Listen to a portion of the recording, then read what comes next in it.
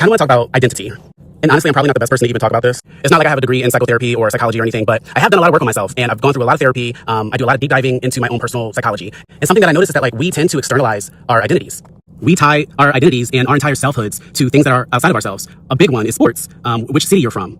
Where do you work? Where do you go to school? Or where you went to school? What town you grew up in? Like all these things. All these different labels, race, culture, nationality. I'm from this place, so therefore I'm like that. And we use these things to relate to each other as though that means that we have some sort of kinship. You can meet a total stranger and be like, oh, like as long as you're wearing the same Eagles jersey as me, then we have some sort of camaraderie. And it's like, we don't know these people. We don't know whether they're good or bad. We don't know like whether they share the same values as us, but we take the values and tie them together with the identity. I don't know. I'm still trying to like work it out and figure out everything that I'm thinking and process it all. But I don't know, like organizing ourselves and classifying ourselves into these different pockets it just feels wrong. We're all human at the end of the day.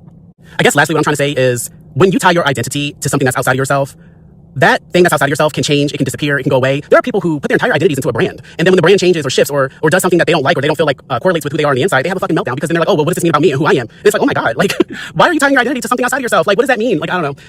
So lastly, I believe that who you are and how you treat people and what you stand up for, what you stand up against, I think those are the things that define who you are and your values, not, you know, oh, I'm from San Francisco, so I'm like this. Like that's crazy to me. I hope this makes sense.